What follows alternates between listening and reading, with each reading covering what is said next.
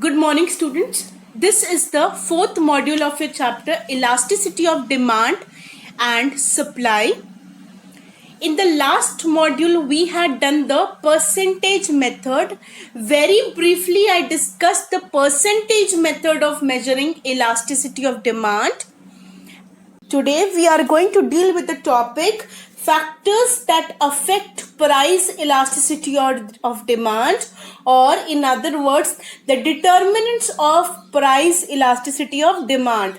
In exam, students get confused between two concepts. One is determinants of demand and one is determinants of price elasticity of demand. There is a huge difference between the two. In the topic determinants of demand, you deal with topics like price of the commodity, okay, price of related goods, income of the consumer, how do they affect demand. This is what we studied in determinants of demand. But in factors affecting price elasticity of demand, what we study is that yes, these factors do change the demand, but what is the extent of change? The elasticity of demand concept measures the extent of change. How much change? Kitna change? Zyada change ya kam change? It measures the extent of change. Okay, so these are the points we'll be doing today. Availability of substitutes, nature of the commodity, proportion of income spent, time factor, number of uses of a commodity, and habits of the consumer. We move on to the first point, that is availability of substitutes. How does availability of substitutes affect price elasticity of demand? What will be the extent of change? How much change will be there because of substitutes? Okay, a commodity with close substitutes have elastic demand. It means that the commodity having very close substitutes, the change of the demand will be very high. There will be a lot of change in demand. And commodities with weak substitutes have inelastic demand. The commodities having weak or no substitutes, the demand for such commodities will not change much. The demand will not change, or the change will be very less. They have taken the example of Pepsi and Coke. Pepsi and Coke are said to be perfect substitutes. Okay, if people are not getting Coke, they will get Pepsi. They are perfect substitutes. So we take the example, when price of Pepsi falls, it means the Pepsi price has fell down. Okay, a large number of consumers will shift from Coke to Pepsi. Because the price of Pepsi fell down, people having Coke will move to Pepsi. There will be a large increase in demand of Pepsi because of fall in price of Pepsi. Pepsi price falls, people from Coke shift to Pepsi, there will be a large increase in demand. Why? Because Coke and Pepsi are perfect substitutes. There are close substitutes for that product. So the change of demand will be very high. A large change will be there. And in case of some medicines, okay, a particular medicine of sugar that a patient is having, okay, those medicines do not have substitutes. So in that case, the demand will be inelastic. There will not be much change. Okay, if the price of such medicine rises also or falls also, there won't be much change. Coming to the nature of the commodity point, there are three types of commodities: necessity, comfort, and luxury. The demand for necessities like food item is inelastic because they are essential for existence. The price of food items may increase, the price of food items may decrease. The demand will not change because the demand for such commodities is inelastic. They are essential for existence. You will not stop having food if the price rises or falls. So the demand for food items is inelastic. On the other hand, the demand for comfort and luxury is more elastic because consumption of such goods can be postponed. What happens in cases of comfort and luxury? Suppose we take example of an air conditioner. Okay, people wait for the price of air conditioner to fall. People wait for the price of air conditioner to fall so that they are going to demand it much more. Okay, so these commodities have more elastic demand. A small fall in price of air conditioner will lead to large increase in demand for air conditioner. The consumption of such goods can be postponed. That is why the demand for comfort and luxury is more elastic. If there is a small fall in the price of air conditioner, there is a large increase in demand of air conditioner. People wait for such commodities to be available at lower prices. This is why the demand is more elastic, and more elastic means there will be large change. Please look at this diagram. Necessities have inelastic demand.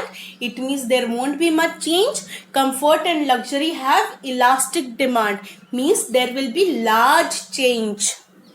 Moving on to the next one, proportion of income spent.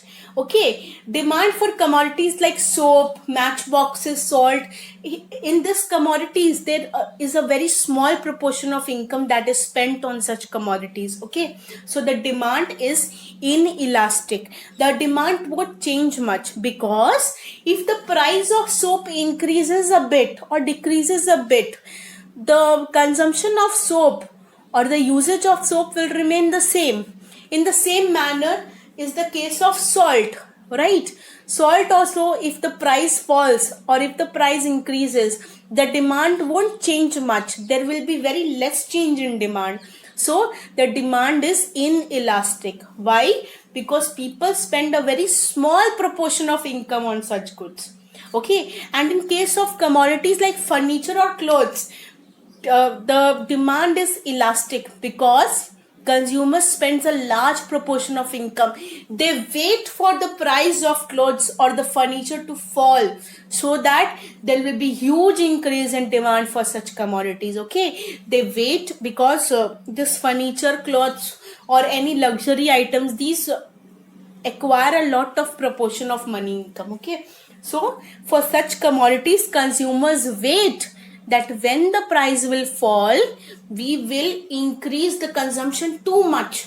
Okay, so smaller proportion of income has inelastic demand and large proportion of income has elastic demand. They wait for the price to fall so that they can increase the demand for such goods. We come to time factor. Okay, in short run, generally the demand is inelastic, means much change is not there, and in long run the demand is more elastic. It means a lot of change is there. Again, I am telling you the meaning of elastic and inelastic. Inelastic means no change or less change. Elastic means much change. So in short period, consumers will take a time to adjust to their habits. They have become habituated to some product and it will take some time for them to change their habits. So they will keep on consuming the goods they are consuming and the demand will be inelastic. But on the other hand, in long run, new substitutes or the perfect substitutes may develop, close substitutes of the product may develop, and the consumers may shift to the other substitutes. So the demand will be more elastic, right? If some other substitute product is easily available at a lower price, people will immediately change the demand to the lower priced products. In long run, when new product has come with a lower price, they will shift their consumption to the new product. So the demand will be more elastic in the long run. We move on to the next concept, number of uses of a commodity. We have been doing this point again and again. The greater is the number of uses of a commodity, the greater will be the elasticity of demand. For example, electricity is an example of a good that can be used for various purposes. Okay, electricity can be used for lighting, cooking, heating, all these are the purposes. Okay, lighting is the most important purpose of electricity, and cooking and heating are other purposes. Okay, lighting is the most important purpose and cooking and heating is the other purposes. So when the electricity is very expensive, it will be only used for lighting. That is the most important purpose. Only used for lighting.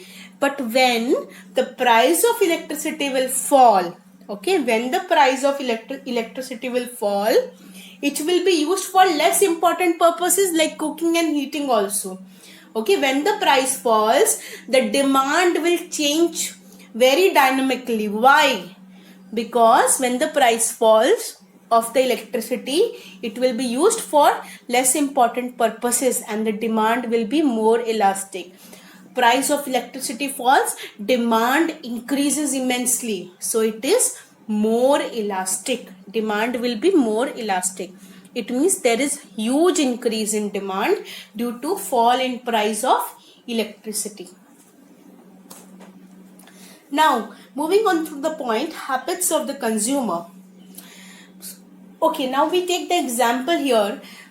Diabetic patients are, habituated to insulin. Okay, so what will happen? The price of insulin may decrease, the price of insulin may increase, the demand will not change, or in other words, the demand will be inelastic. The term inelastic means less change or no change. Okay, so what will happen if a person is habituated to insulin? The price of the medicine may increase or decrease, but the consumption will not change, or the demand will not change. So if consumers are habitual of consuming some commodities, they will consume these even at higher prices. They have given an example. A smoker does not reduce the number of cigarettes even if the price of cigarette goes up. If a person is habituated to smoking, he will not give up the number of cigarettes even if the price of cigarette goes up. So demand for such commodities for which there is a habit of the consumer will be inelastic. No change will be there. Thank you, students.